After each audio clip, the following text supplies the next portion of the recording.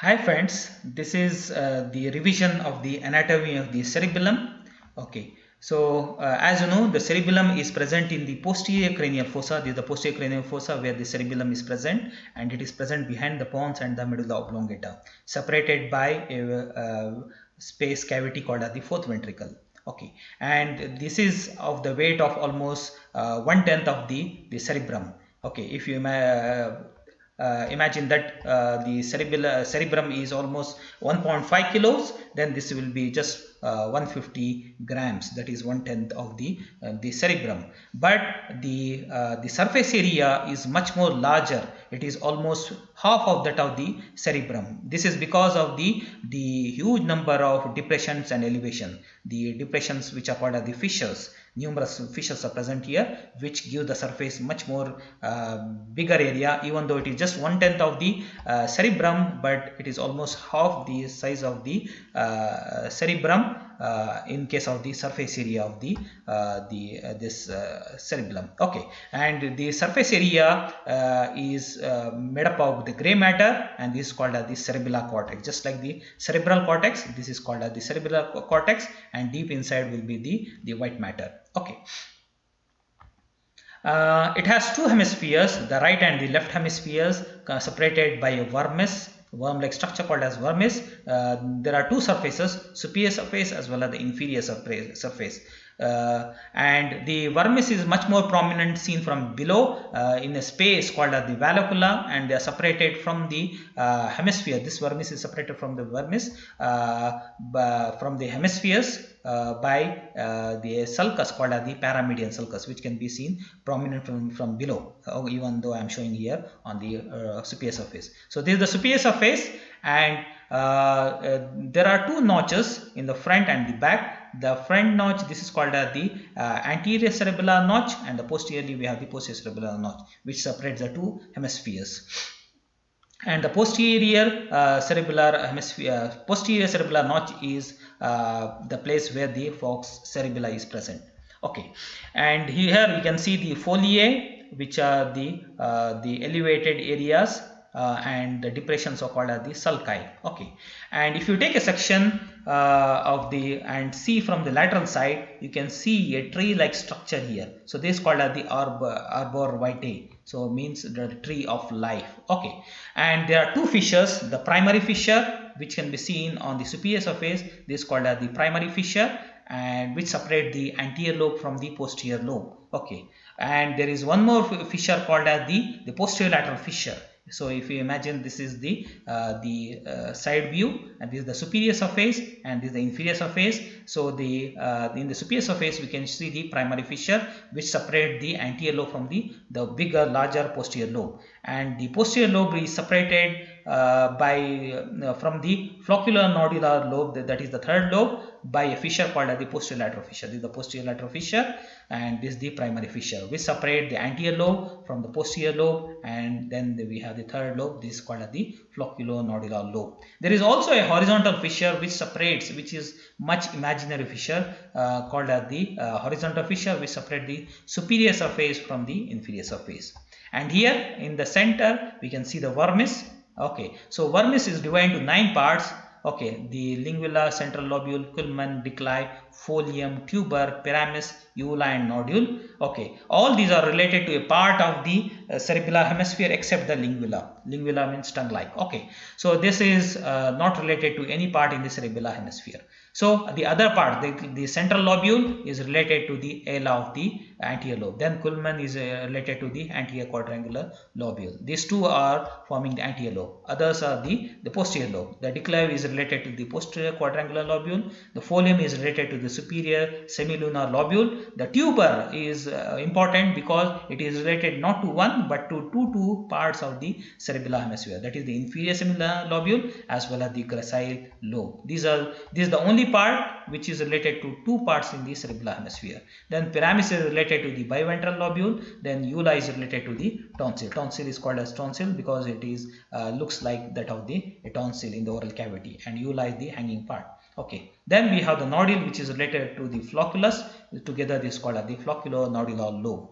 Okay, so there are 3 lobes and 2 fissures. and there are 9 parts in the vermis which are related to the a part in the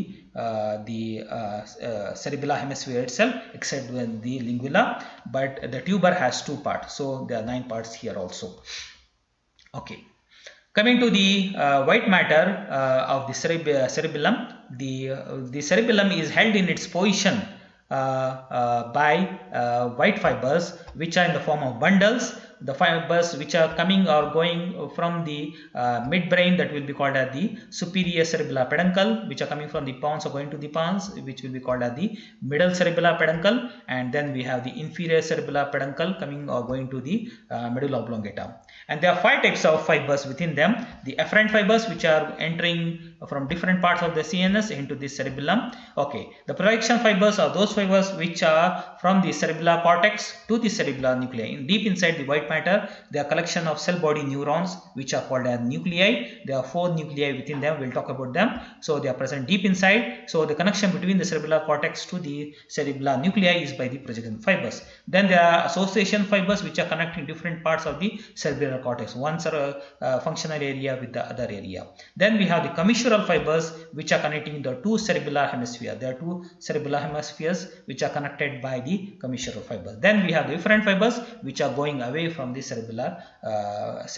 Okay. Then there are 4 nuclei. Okay, as I said, nuclei is nothing but the collection of the cell body neurons within the white matter. This is the gray matter, and here is the white matter. Within them there are nuclei. The largest one is called as the dentate nuclei. Then we have the emboliform, then the globulus, then we have the fastigial nucleus. These are the 4 nuclei which are present in the cerebellum. Then the cerebellum is also divided developmentally into 3 parts. The archiocerebellum is the oldest part. So this archicerebellum is the oldest part developed and most earliest. So it is shown in black color, the lingula as well as the flocculonodular lobe, which is present even in case of the primitive animals. And this is mainly important in the maintenance of the body and equilibrium.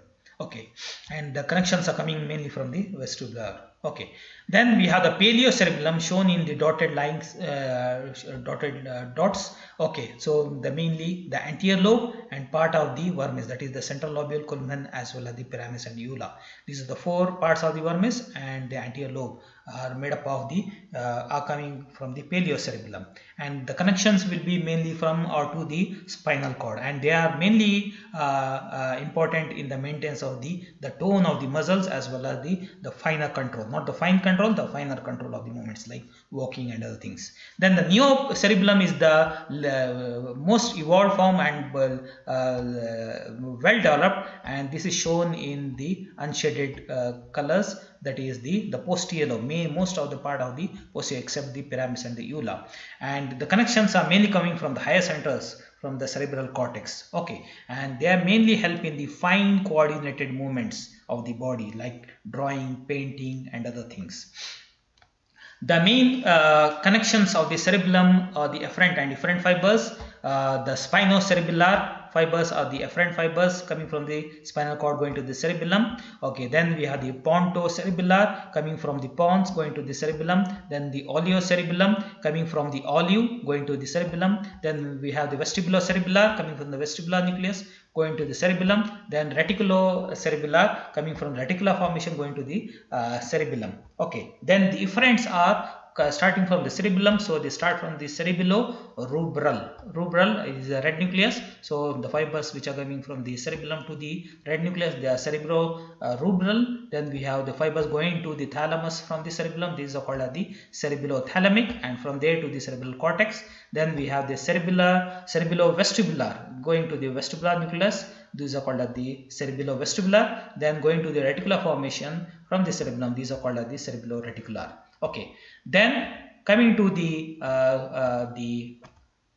blood supply, the superior surface will be supplied by the one artery called as the superior cerebellar branch of the basilar artery. Basilar artery is formed by the 2 vertebral arteries. So it gives one branch, superior cerebellar artery, which supplies the whole of the superior surface. Inferior surface is supplied by 2 arteries, anterior-inferior cerebellar artery, which is coming directly from the basilar artery. Then we have the posterior-inferior cerebellar artery that is coming from the vertebral artery. That is the difference. Okay, coming to the venous drainage, the superior surface will be draining into the straight transverse as well as superior petrosal sinus. Inferior surface will be draining into the right and left sigmoid sinus, inferior petrosal sinus, occipital sinus as well as the straight sinus. Finally, coming to the functions of the cerebellum, there are four. The fine coordinated movements are the most important. Then we have maintenance of the equilibrium is the second. Learning of new movements will be the third, and the complex eye movement are the four. Okay, these are the four important functions of the cerebellum. So this is all about the cerebellum in brief for the revision. If you want to attend the main lecture, then go to my main lecture. There you can understand it much more better in detail. This is just for the revision. Thank you very much.